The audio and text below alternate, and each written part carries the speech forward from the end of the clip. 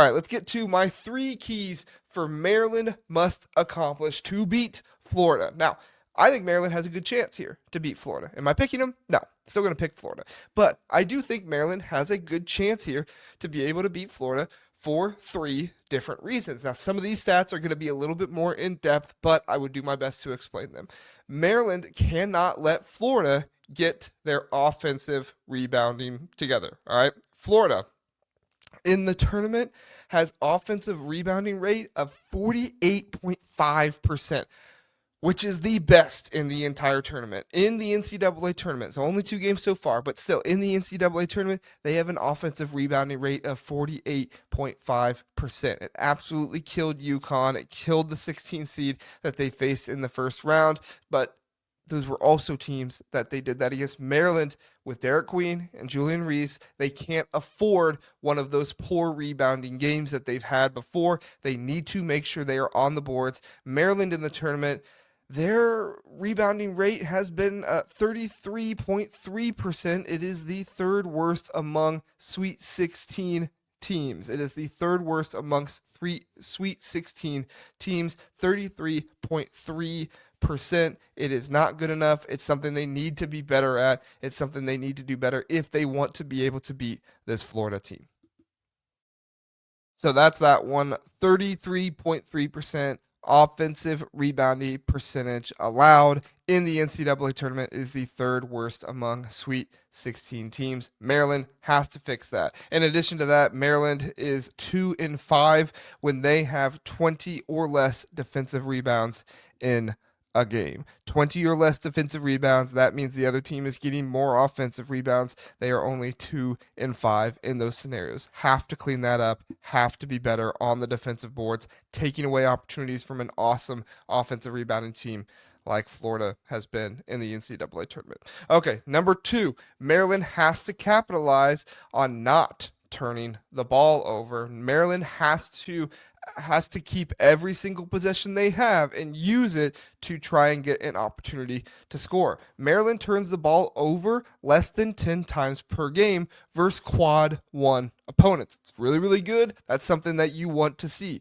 However, Florida allows less than 10 turnovers per game versus quad 1 opponents. So you have an advantage here for Maryland, where Maryland is not turning the ball over 10 or more times versus quad 1 opponents, and then Florida is not having the other team turn the ball over that much. This could be a game where you see Maryland as low as 3-4 turnovers in the game, and that's what Maryland has to do. In fact, Maryland is 6-1 when they turn the ball over less than 10 times per game. It's a big stat for them. It's something that really helps their offense, and this is the Crab 5 offense. The more opportunities you give them, the deadlier they're going to be. In fact, 3 of Florida's 4 losses, Florida only has 4 losses on the season. So what is in common with those losses? Well, 3 of those 4 losses were when the opponent turned the ball over less than 10 times per game. So Maryland, when they are turning the ball over less than 10 times per game, they're winning more often than not. Florida, when they are not forcing 10 or more turnovers per game, they are losing more often than not. Really need to take advantage of that.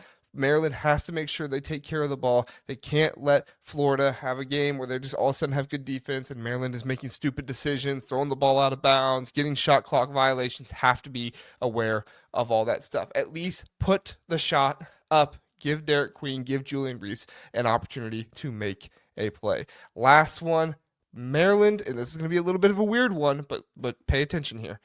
Maryland must limit lead changes. Yes, lead changes. The scoreboard.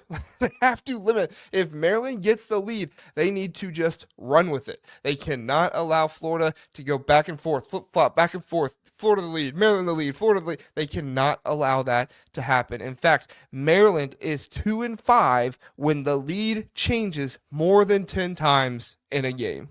I know, that's a weird stat, right? Maryland is 2-5 when the lead changes more than 10 times in a game. The 2 wins that they have, Villanova, Derek Queen hit the two free throws to give them the lead with about 19 seconds left in the game, I think that was. And Colorado State, Derek Queen hits the buzzer beater. People call it a travel. I say nobody calls that anymore, so don't call it. But as far as I'm concerned, those two wins were nail biters to the very end. Anytime Maryland is flip flopping the lead, score changes, lead changes more than 10 times in a game, it is bad for them. Florida, on the other hand, Florida is 11-0 when the lead changes more than 4 times. More than 4 times. Sometimes the lead can change 4 times in the first 10 minutes of the game, right? But if the lead changes more than 4 times, Florida is 11-0. Have to limit the lead changes, have to limit those things from happening. It will be a key for Maryland in this game. If you want to win Maryland, you need to take the lead, grasp it, and step on the neck of Florida and make sure they are gasping for air and they do not get any air to come back in the game. That's what I got for you.